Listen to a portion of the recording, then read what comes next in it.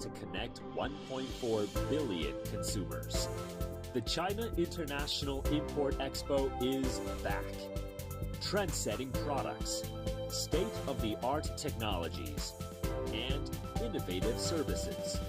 In an uncertain global economy, China's massive consumer market remains an anchor of stability. Join CGTN at the 5th CIIE as we show you how businesses around the world are seizing the vast opportunities presented by China's higher level opening up.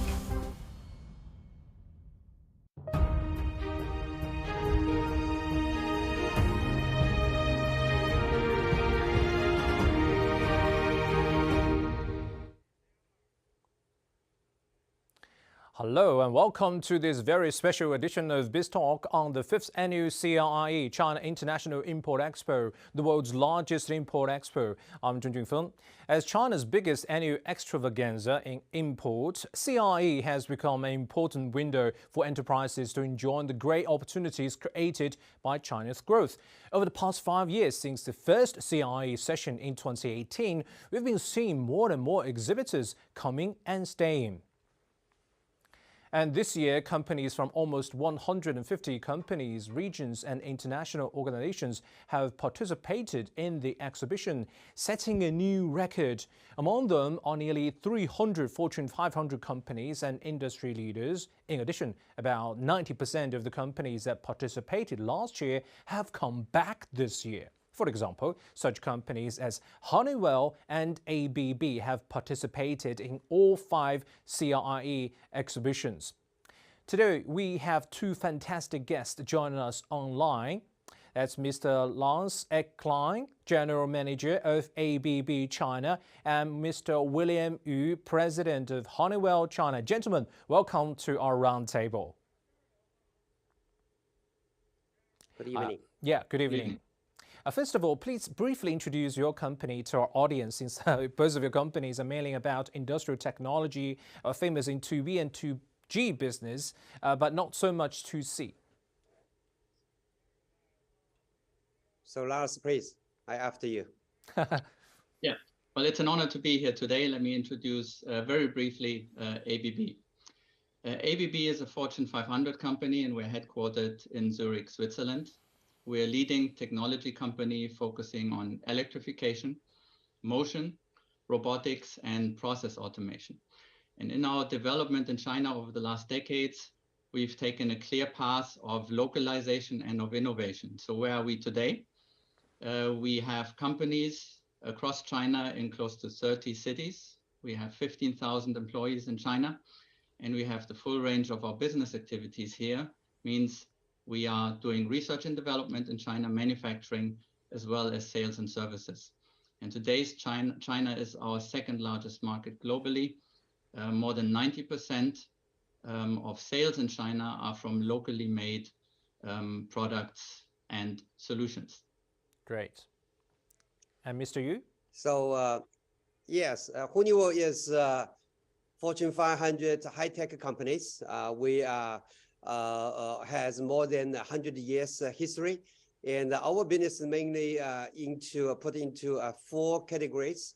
The first one is for aero, for instance, like a C919, which is our part of our contributions. Second is the smart buildings. Everything you see, almost every building you see in the picture, in the screen has something come from Honeywell. So we have smart building solutions for fire systems. And then third piece is performance material and technologies. It's mainly for chemical, petrochemical, oil refinery, energy related. And the last piece is productivity and safety, which is famous mask N95 and smart automation warehouse systems. And Honeywell has been here in China for almost 90 years. And now we have almost 10,000 employees, over 20 manufacturing sites. And China is already the second largest market for Honeywell and is the biggest growing market.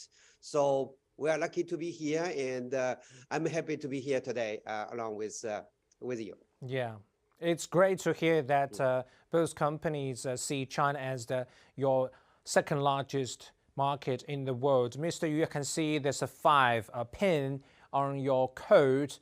It's the pin from the CIIE, and Lance earlier told me that he's been very busy for the past 2 days in the CIIE booth. Tell us some of the highlights on your booth in this year's CIIE. Yeah, this year, Honeywell demonstrate over 60 new products, software, and solutions. And our theme for this year is, are you ready to accelerate, transform to a sustainable development along with Honeywell? And our 60 plus solutions into 5 different categories. The first one is about energy transformation. Solutions like energy storage, like low global warming potential refrigerant, carbon capture, recycling the waste cycle, plastics, and also our automation system for plants and the latest refining technologies. So this is the one category. The second category is about aviations. There's a big flight simulate. We'll demonstrate and also people operate, you call the see and the feel and the touch. Our software help pilots for landing, takeoff, and the taxi, which helps them to be smooth, safety, and saves energies. The third piece is about smart buildings. Honeywell demonstrates lots of hardware and software and also data analytics, how to use big data and Internet of Things to help our customers to enjoy the comfort, but also significantly save the energy bill. The fourth piece is about the supply chain, which including our lean manufacturing systems, including our automation warehouse systems, supply chain, hardware and software. The last piece is very important about life science and healthcare. So Honeywell brought lots of solutions and hardware. For instance, nursing trolley, which is a small thing, but called significantly improves the nurses' productivity so that they could serve their patient better. We also have a software to manage the quality for medicine and also medical devices. So we brought these categories, these solutions.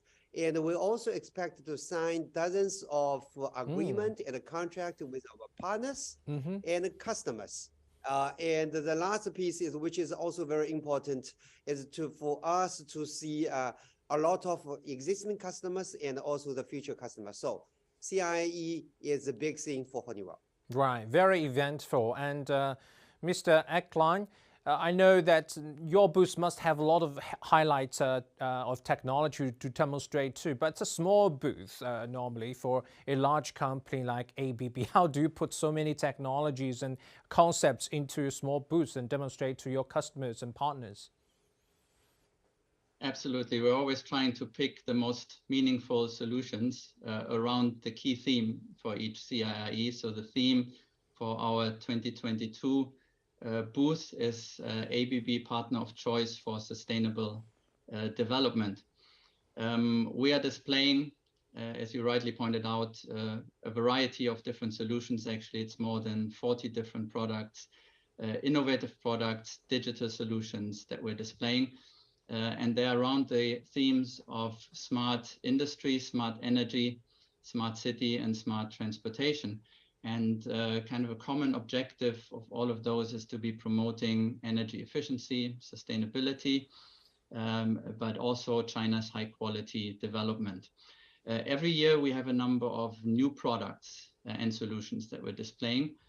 I cannot share details on all of those, but let me just point out a couple of them.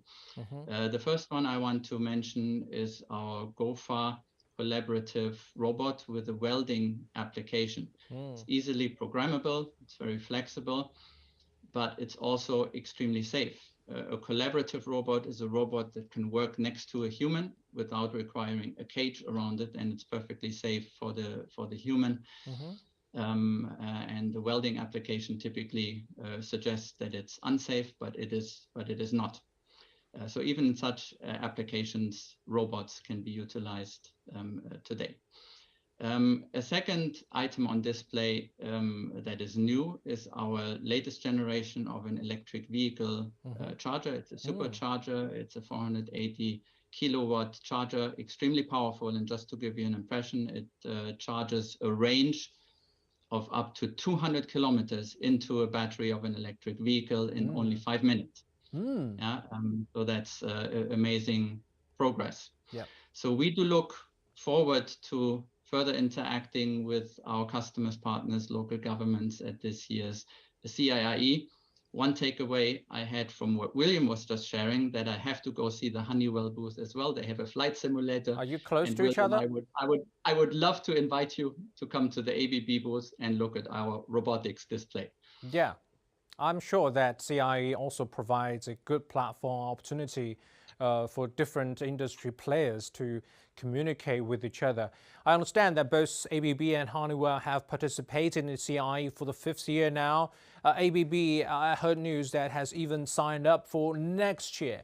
What's special about CIIE that keep you coming back, William?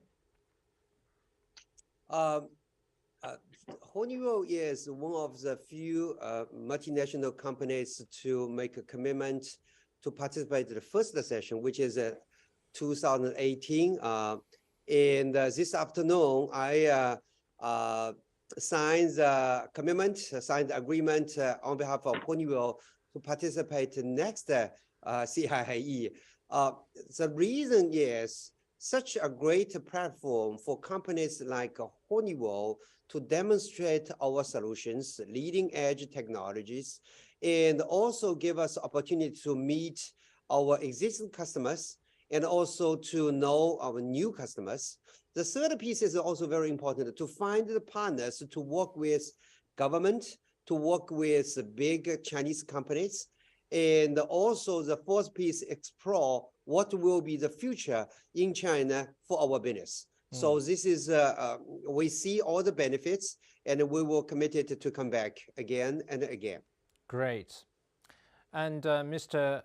Eckerklein, China CIIE is the world's largest state-level import expo, apparently. The sheer size of it is astonishing for anyone stepping into its giant halls. I remember 2 years ago when I was there, it took me half an hour to walk from one side of the hall to another side of the hall to see some of our interviewees. So what kind of message do you think China is sending to the world by hosting such a huge event? Yeah, well, it is really such a major trade fair, and let's all remember it has become that in only 5 years. Yeah, this is only the 5th edition, and yet it's recognized as being such a major trade fair. I think in terms of key messaging, President Xi actually in his opening speech has put this very accurately. He has described CIIE as a showcase for China's new development paradigm. He has mentioned it being a platform for high standard opening up, and has described it as a public good. And that is also how we are perceiving it. And the benefit that we are seeing from it. So much along the lines also of what William was describing before, we are using it to share our leading technologies. We're using it to be building partnerships. And we're also then using it to be meeting with and interacting with our customers, partners, local governments, and with the media. And by the way, that interaction is not a one-way street. Right. That is a dialogue. So we are always learning. During CIIE, we're learning about the expectations from our customers. We're learning about what types of products they like to see us develop. And we can take that back to our engineers to be working on that and to be coming back the next year at CIIE with even better and more suitable products for the local market. Right. Which is then again to take your point why we signed up for 2023 already, because we're very confident in this event and we will be back. Good to know that. Both of you mentioned that CIIE is being a very important platform for communications between different industries, between players in the same industry even, and between your partners and maybe governments.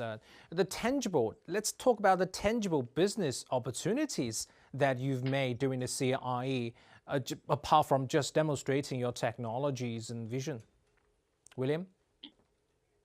Yes, every year, every CIIE, Honeywell could sign more than 10 agreements with our partners, with our customers. For instance, for this year, Honeywell had a joint venture with Sinopec. We set up this 30 years ago. And both sides work pretty hard and have a very good, solid results. This year, on this year's CIIE, we renew the agreement. This means both sides, both Sinopec and Honeywell, feel pretty happy with the joint venture. And also both sides make a commitment for the next 30 years. So the agreement is signed on this year's CIIE. So this is the one. Now I give you another one, which was last year. We signed agreement with Tianjin local government and try to bring in our regional business centers, operation centers, and also our R&D centers to Tianjin. And we signed the contract last year. Now, within 10 months, this operation is already started running. It's already run in Tianjin. So we see the China speed and leverage CIIE as a platform to achieve real results. Right, typical China speeds. And to you, Mr. Ecklein, what kind of business have you made during your experience on CIIE? Yeah, we are also, as I mentioned before, using CIIE to build partnerships and oftentimes signing cooperation agreements. We've signed around 80 in the first 4 years of CIIE's existence. 80? That's a lot. 80. Yeah. 80, yes. And we've actually had one of our valued customers who has such an agreement with us visit our booth today, which gave us an opportunity to revisit what we have achieved since signing this agreement. And we realized that we have quite significantly expanded our business collaboration with this group company, but also with their affiliates. And it's across a range of our advanced products and solutions. We've seen electrical services there, digitalization. We've seen onshore, offshore wind in this specific example. So quite impressive, and that's by no means a single case. Another thing I would like to mention is that for the new products that we are launching each year at CIIE, we're of course also tracking how commercially viable they are. And it's actually interesting to see how widely they are being accepted. Also here, I would just want to share one concrete example. 3 years ago at CIIE, we were launching a mobile gas leakage detection system.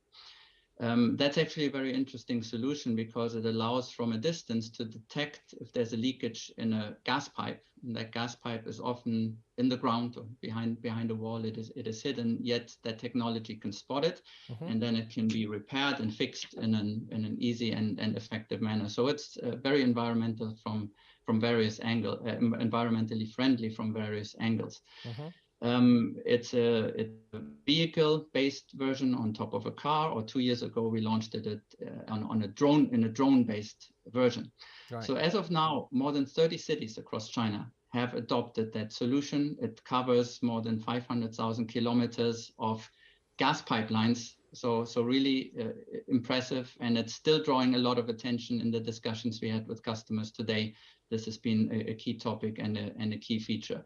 I'm also very glad to say and very proud that this solution is now displayed at the CIIE Culture Center, which was opened this year in a long-term exhibition celebrating the successes of CIIE. So this ABB solution has been selected to be displayed there. Really makes us very proud and honored. Great to know. Thank you so much, gentlemen. Let's take a short break. When we come back, we're going to talk about what opportunities lie ahead for foreign companies as China is pushing for further opening up. Stay with us. A market with unlimited potential.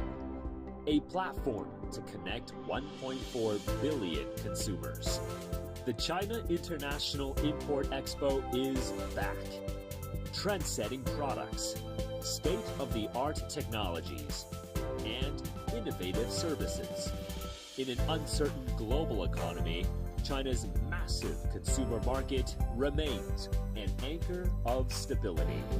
Join CGTN at the 5th CIIE as we show you how businesses around the world are seizing the vast opportunities presented by China's higher level opening up.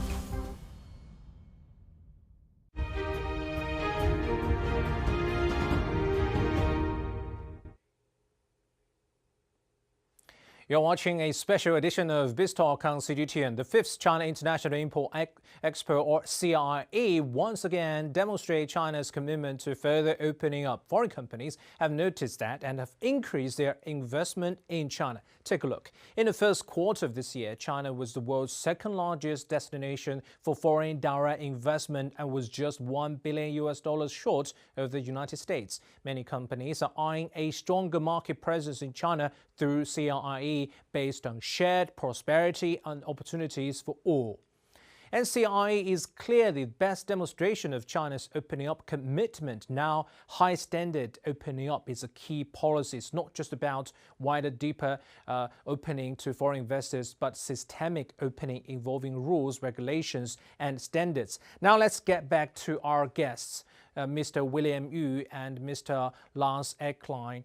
Tell us your take on China's policy stance by adopting this upgraded version of opening up, high standard opening up. Starting from you, William.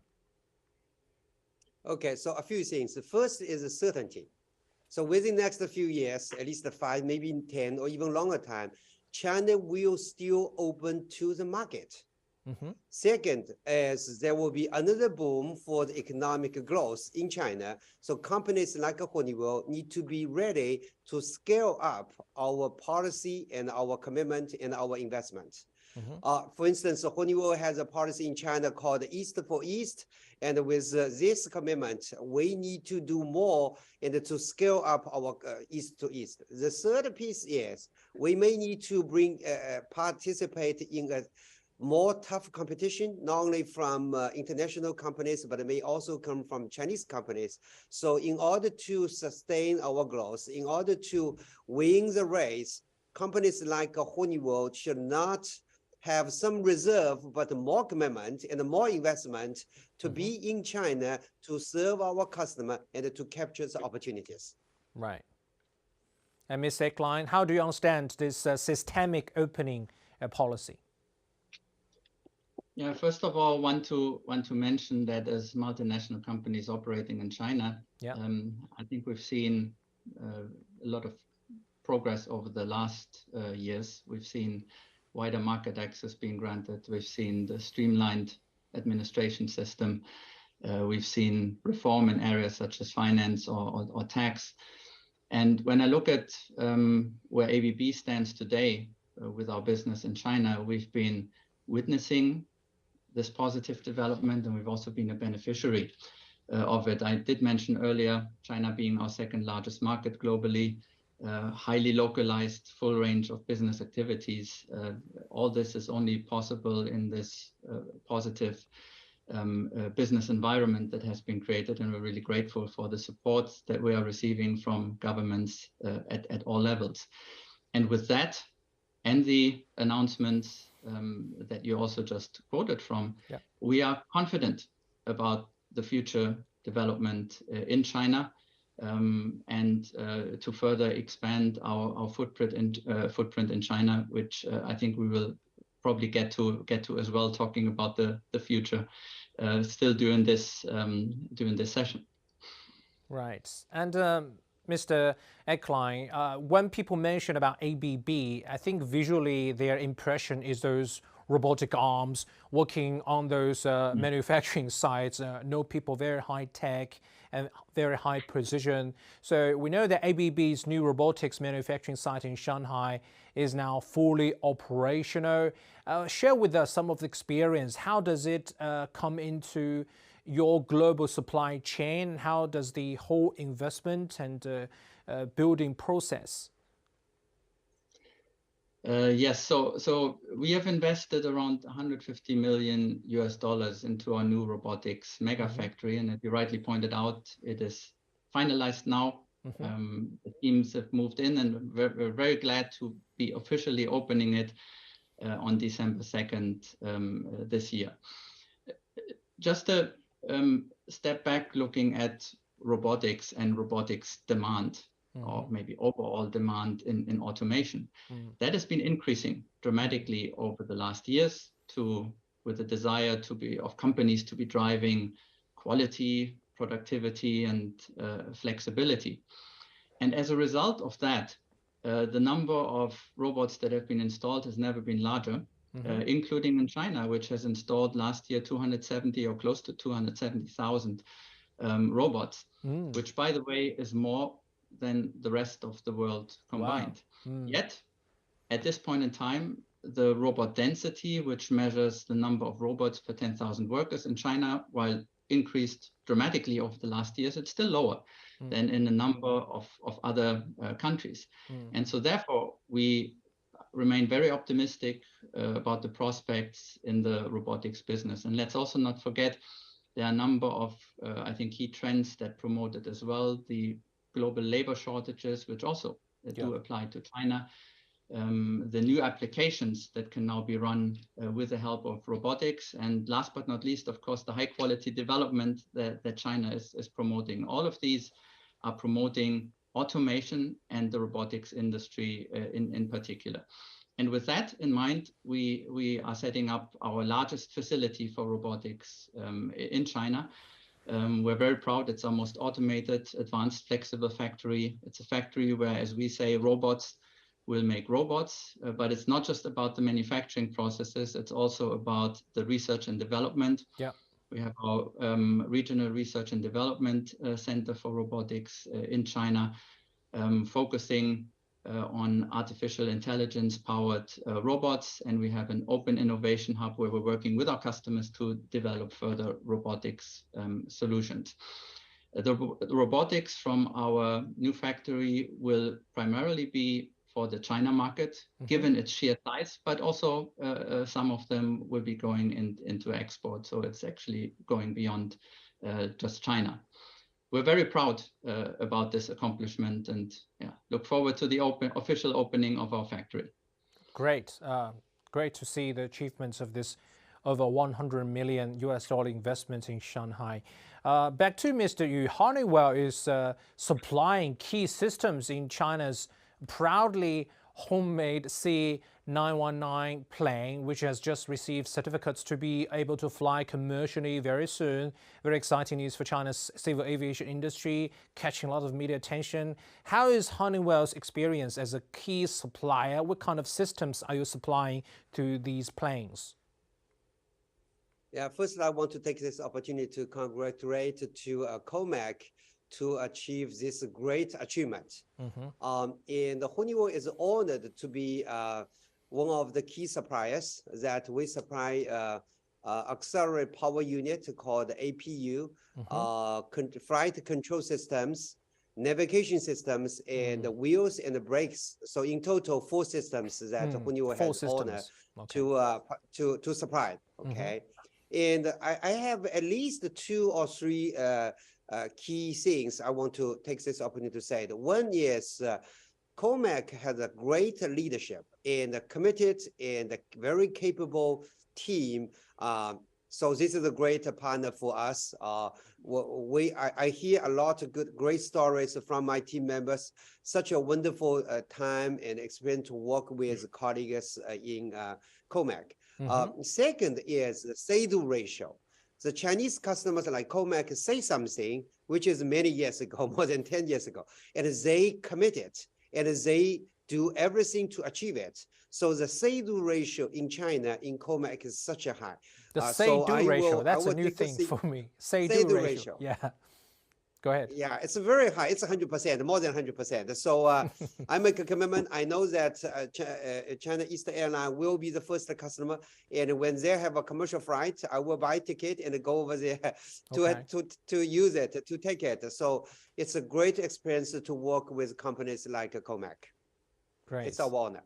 Yeah, I like that word, a say-do ratio. Gentlemen, let's talk about this. China has reiterated that real economy will be the center of China's development.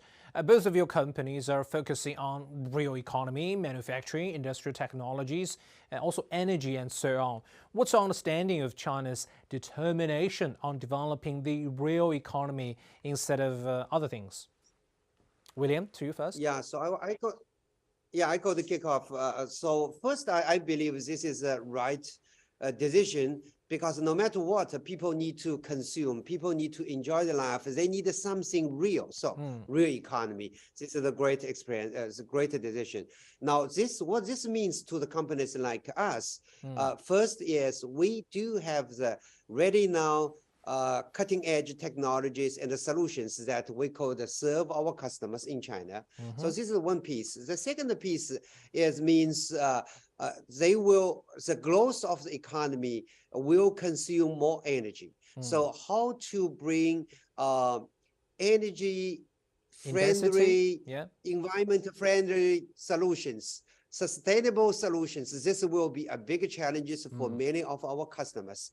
So companies like us need to have no any reserve, bring the technology from outside to here, and also develop, localize this technology for Chinese customers. So for instance, we have low global warming potential refrigerant. And China already is the #1 country based on the volume for car manufacturing and car sales. How to have everyone enjoy the flexibility of movable from here to there, from A to B, but at the same time need to use environment-friendly technologies, which could be electricity vehicles, also could be refrigerator, which has no harm to the environment. Same thing, other things like plastics. People use so many different kinds of plastics. So how we could recycle the plastics, do not burn out, do not waste it. So these kind of things, this could be a very good opportunity for companies like Honeywell, but we need to work with government. We need to work with agencies. We need to work with all the customers so that we could grow, we could achieve the growth along with the economy, but also make society and the environment very friendly. Yeah, it's a bit interesting, Mr. Yu, that I find it's like whatever China needs, Honeywell has some kind of solutions. You can always choose us. We provide a whole package kind of thing, right? Yeah, one of the things is we're always looking for long term. We're not only working for this year or today, but we're looking for the long term. So we prepare many things for today and also for future. Thank you for your comments. Yeah, Mr. Eckerklein, what's your understanding of China's determination on focusing the real economy, the made in China, the manufacturing industry? I think this is really very much in line with the long-term objectives of China. The focus under the 14th five-year plan is on high-quality development, meaning innovation, but also meaning new infrastructure. And when we talk about new infrastructure, what comes to mind, there are topics such as automation. We just talked about it in line of robotics, but then also e-mobility infrastructure, for example, just to take another one. Also, China's focusing long-term on a more sustainable environment. And with this backdrop, the high-quality development and the sustainability, when we're thinking of the real economy impacts, I echo very much what William was saying. There are actually quite a few things that do come to mind. Smart manufacturing being the first one, and I commented on the robotics already, so I'm not gonna, I don't need to go into further detail. Yeah. But smart city and buildings is another area where a lot can be achieved with integrated control systems. Energy savings can be generated, just to take one example.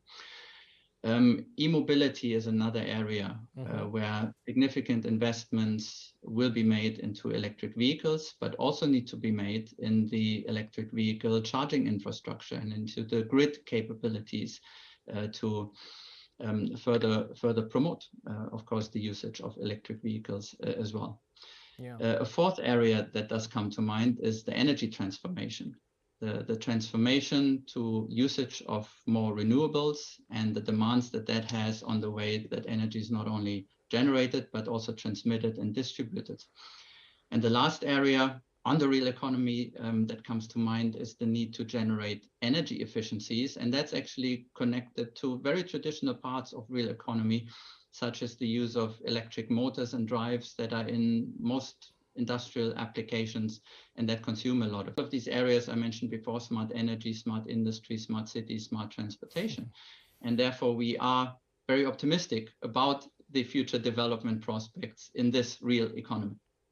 Let's follow up a little bit, Mr. Ecklein, because you mentioned China's market potential is too huge, with the technology density in manufacturing still lagging behind some developed economies, like the density of using robotics on the manufacturing line. So tell us about your understanding of the market potential in China in applying the technologies that your company specializes in, such as energy, you just told us, robotics, some digitalization.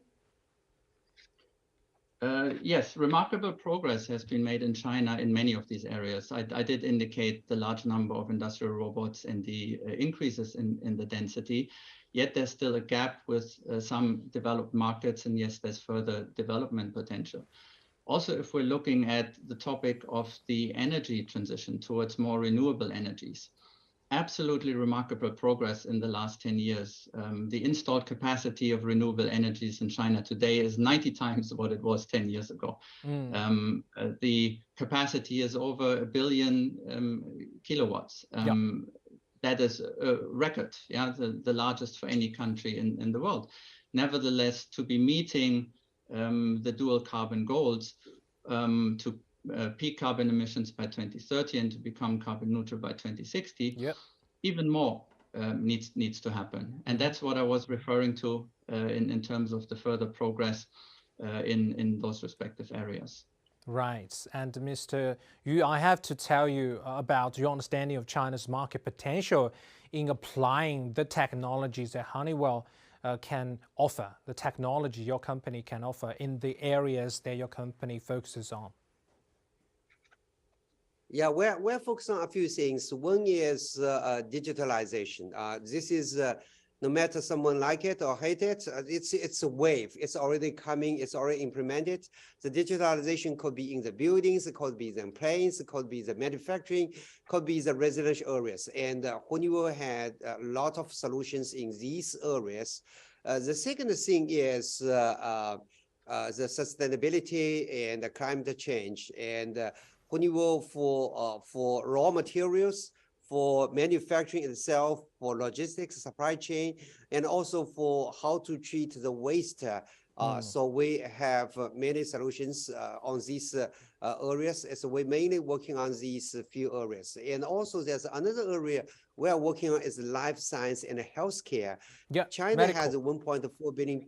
Yes, a medical, 1.4 billion people. So we put it together from different business groups, dozens of solutions for pharmaceutical, for medical device manufacturers, and also for hospitals. So these are the areas we see the future and we see the growing demand.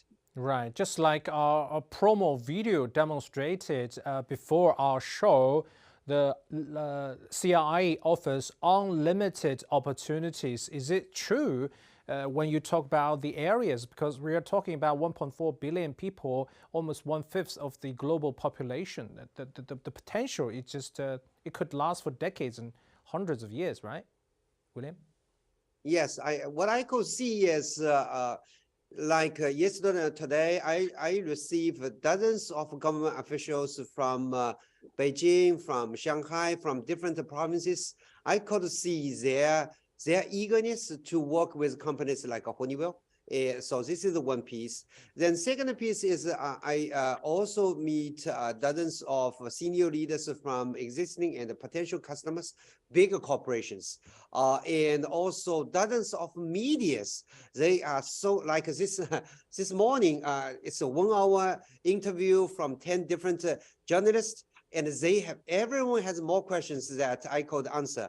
And then we had cut to answer the question. So what I could feel, even if we have a COVID-19, all these policies, which is nice, which is reasonable, but I could feel all the enthusiasms. So I would say, whether it's limited or unlimited, I don't know, but definitely huge opportunity for companies like Honeywell. Yeah. Right. What about you, very briefly, Mr. Eklan, about this unlimited opportunity? We are also very optimistic about the future potential of the China market. I think I was mentioning the potential in the robotics, also in the renewable energies. But let's just look at the big topic of energy efficiencies that do need to be gained. Nowadays, yeah, let's hold on a little bit and let's talk about this in our next session, Mr. Eklan. Yes. Well, but with all this in mind, we are optimistic about the growth potential in the China market to pursue the high quality development as well as the dual carbon goals. There are many areas where further investments are needed, and by the way, that applies globally as it does apply to China. But you rightly mentioned the sheer size of the China market. So this is a journey.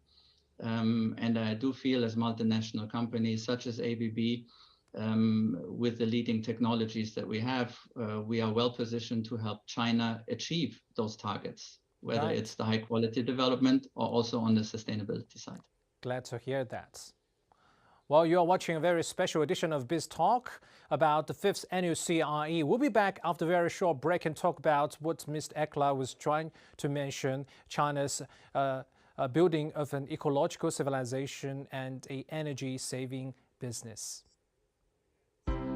A market with unlimited potential. A platform to connect 1.4 billion consumers. The China International Import Expo is back. Trend-setting products, state-of-the-art technologies, and innovative services.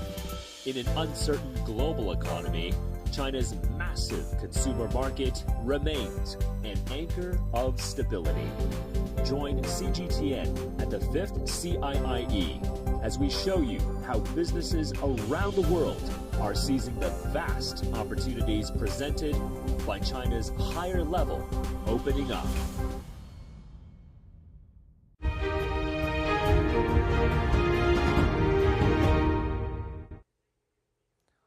Welcome back to this very special edition of Biz Talk on CGTN on this 5th annual CIIE, China International Import Expo. I'm joined by two very special guests to talk about very concerned issues on this event. Most of the world's economies are in recovery. How to deliver a green recovery is vital for tackling the urgent and interconnected challenges of climate change.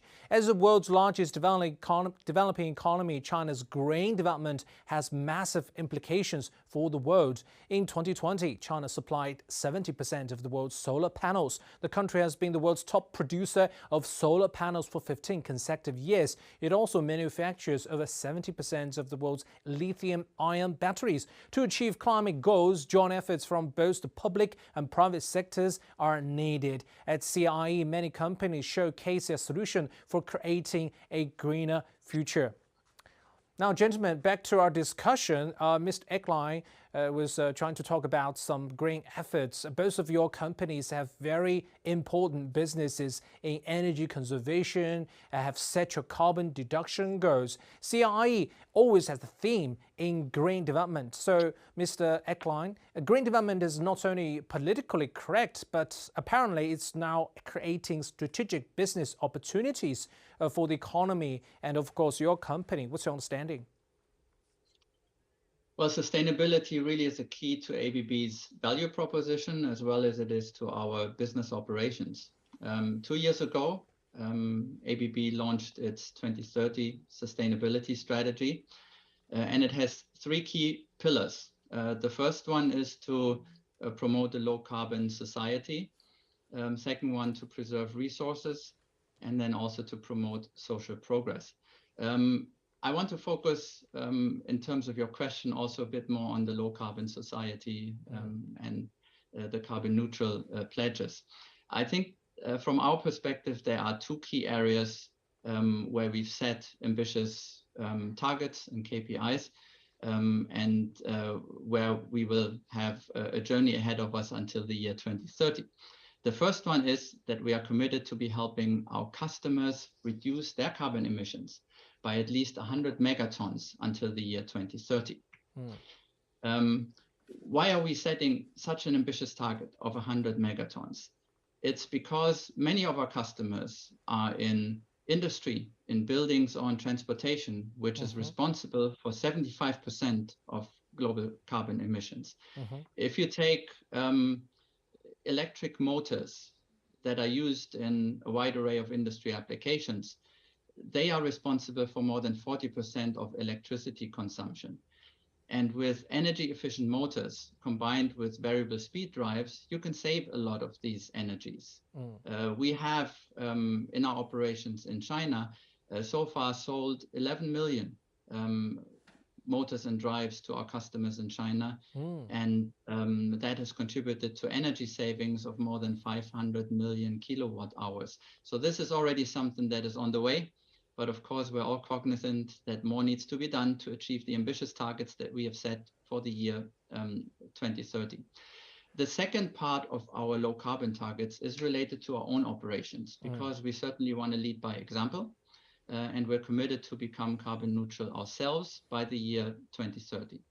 So also in China, that's a topic that we are heavily working on. We do have, as of now, 4 of our factories in China that are certified as green factories. But again, that's also a journey, and more needs to be done, and we're working on a variety of initiatives. The question you were asking was geared towards the commercial viability, and I gave you the example of the electric motors and drives, and the sheer number of that explains that yes, this is absolutely commercially viable. We're committed to be supporting our customers on their journey and on the challenges they are facing to be achieving their own carbon goals. And that's also, by the way, why we've selected for this year's CIIE the theme that ABB is the partner of choice for sustainable development. Right. Thank you for introducing all these efforts. And Mr. Yu, tell us about your company's, Honeywell's strategy in involvement of the green development. Yeah, I could take this opportunity to highlight a few things. First is, as a leader in the energy transformation, Honeywell had over 100 experience on sustainability. 100 years. Wow. Yeah, over 100 years. Today, worldwide, Honeywell has more than $30 billion revenue. About 60%, 60% of the revenue come from something related with sustainability. And worldwide, we have about 20,000 research and development engineers. About 60% of them working on nothing but solutions or products or software related with sustainability. So Honeywell is very well positioned in this piece. Now, the second, as a company, we do not develop and manufacture and deliver something to customer related with sustainability. We also make a commitment. In year 2035, Honeywell worldwide, for all our facilities and operation, will be carbon neutral.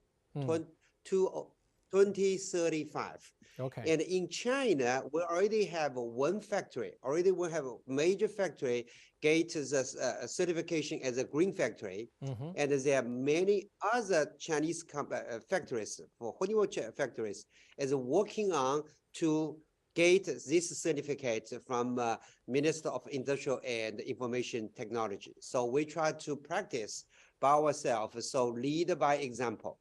Now, the third piece is last year, Honeywell China set up a dual carbon center Yeah. And this center is do nothing but to understand the trend, the Chinese policy, and then take some technology we have, some from US, from some Europe, and localize these technologies to serve our customers, to serve the transformation of China to be more sustainable. So we are talking, we are working, and we practice related with sustainability. Right. And I believe that CIIE is gradually becoming a platform not to just buying goods and communicate, but also a platform for exchanging ideas and concepts. So let me ask this question. Now the world is facing a huge disruption in energy supply, especially in Europe. Countries are going back to coal or even wood for heating this coming winter. That would jeopardize carbon targets set by these countries at a time when extreme weather patterns are hurting the Earth environment. Tell us, gentlemen, what could be some possible technologies that can be used to address this issue? William? So I got a startup. First, I feel very sorry for people live in Europe, especially in Europe, because 35 years ago, I spent 4 years study German, and I had many opportunities after graduate go to Europe to visit. So I feel very sorry for the people, especially during the winter time. Many of them may have a very hard time. Now, at least they have multiple solutions to address these challenges. One is, of course, use the technologies to significantly improve the energy efficiency, no matter this is in the buildings or in the factories or during the transmission. So Honeywell do have technologies for instance, for the buildings. We improve the efficiency of the building energy by 10, 15, even 20%. So this could be one thing. So people still could have comfort, but use much less energy. Now, the second piece is we may still could use coal for generator power or for other things. If we could use technologies, for instance, carbon capture, how we could capture 95%, even 98% of the carbon during or after the coal power generation. This means we still could have a lot of energy and feel comfortable, live comfortable, but we capture a majority of the carbon and use it in a right way. But at a cost. So these are the technology. Yes, in the right cost. These are the technology we are working with our customers and our partners to try to introduce into China, and hopefully this could be used in other countries. So at least 2, maybe 3 or 4 solutions that we could work on. Yeah, Mr. Ecklein, the current energy disruption in the world may not be the last. So the world may see more or frequent energy disruptions like this. So what can a technology-driven company like ABB offer as solutions? Yeah, well, truly, first of all, climate change is clearly a global mega trend, and carbon neutrality is an urgent mission for the world. I'm hoping that in the long term, the current energy crisis may even accelerate the transition towards renewable energies if we double down on the investments into those energies. China is working towards sustainability. It has its 2030 target, the 2060 target, and I think there are a number of key elements that will promote this. One of them is really the wider use of renewable energies, and I think that has become very clear in the current energy crisis, that the investments need to continue into renewable energies. But it needs quite a long period of time for investment, installment, and application, right? That is true, but I also want to remind that the basis already is also quite high. In investments have been made, but you're absolutely right. More investments will take a longer time. The other element, and that's in line with what William has also mentioned before, is to optimize energy efficiency. And there are multiple ways to be doing that with today's technologies. We just have to use these technologies properly. I gave the example earlier of the electric motors and the drives. Significant savings are possible there. Factories that are operating, industrial parks that are operating with energy management systems can save significant amounts of their energy. And as well, the examples of smart buildings with integrated control systems of the heating, the air conditioning, the lighting, the blinds, etc. Double-digit savings in efficiency are possible. These are all possible with technologies that do exist today.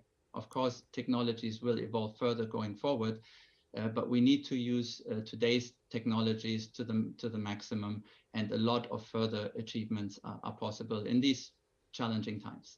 Right, definitely. I understand that both of your companies are multinational companies, and it is important to discuss the global economic environment where your companies are operating in. There's no way to avoid addressing these issues. For example, major advanced economies are facing high inflation and growing risks of recession through next year. What are some of your strategies in coping with tough economic conditions from you, Mr. Yu? Okay, so we are mainly working on a few areas. One is plan for the worst. So what this means is we look at inside any places that we could find ways to reduce the waste, to reduce the cost. So if the recession comes, Honeywell could be very well positioned. So this is the one piece. The second piece is find the growth vectors. For instance, in China, overall automobile sales is flat or a little bit growth, but look at the e-vehicles. It's a double digit, sometimes some months it's even 3 digit. How we could capture this kind of growth opportunity. Also life science, healthcare, huge opportunity here in China. And it's not only opportunity, but in reality, every month it's a double digit growth. So how we could capture these growth vectors. And the third piece is innovation. How to serve our customer better, because especially during this recession time, many customers has challenges internally and externally. So companies like Honeywell, how we could use our 100+ years experience on management, on technology, on how to handle these kind of recessions. We have a good and a bad experience and put together to serve our customer, and many of the customers will reward us with more orders. So the environment may be challenged, but they always have opportunity to maintain our profitability and even to achieve the top line growth. Right. Well said. And to you, Mr. Ecklein, this is also our final question. Do you agree with Mr. William Yu that there are opportunities even in tough times like where we're going through now? And ABB, I believe, with a very long history of development, must have your strategies in coping with the current tough economic conditions globally. Absolutely, and I couldn't agree more with what William has said before. These are, of course, all important factors, and applying measures such as cost discipline is important, but at the same time, we need to bear in mind that we need to invest into the future growth areas and keep investing into those, and we need to keep innovating. So the investments in research and development are critical, and the investments into those areas where we see future growth potential are important. And when we're looking at the China market, of course, we're looking at the high quality growth. We're looking at the investments that we're expecting in the areas of sustainability. And we need to make sure that we're well aligned with those. And if we're well aligned, then of course we can create win-win strategies and succeed in the market. So in terms of these investments into future growth, if I were just to mention a few, and I think we talked about quite a few of those already today, so I keep it really brief. The investment into our robotics mega factory is one of those investments, and I have explained why I see major growth, future growth potential in automation. Also, the area of smart buildings is one that, and cities is one that is important. It's reflective of the global trends, mega trends towards increasing urbanization, as well as energy efficiency gains to tackle the climate change. So that is a growth area, and that we need to invest in. And we have created an open innovation center, for example, in our smart buildings business in Shenzhen to be promoting just that.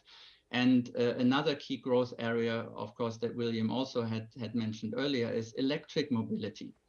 The investments into the electric vehicles, but also the charging infrastructure will very clearly continue. And we've been expanding our footprint in this area. We have a large majority shareholding in an electric vehicle company located in Shanghai, which we have further expanded. We are counting on the further progress and growth in that area. Just to mention a few, I know we've touched upon quite a few of those earlier, but it is important to keep investing in future growth. Wow, I really appreciate our deep discussion on so many areas. I think we will wrap up this special edition of Biz Talk on CGTN. Thank you for your time. Mr. Lance Ecklein, General Manager of ABB China, and Mr. William Yu, President of Honeywell China. Thank you for your time, gentlemen. Thank you. It's been a pleasure. Yeah, it's a great talk. Well, you just watched a very special edition of Biz Talk on the 5th Annual CIIE, China International Import Expo. I'm Zheng Junfeng. Stay with CGTN for more coverage of the CIIE and on discussion surrounding China's high standard opening up. See you again.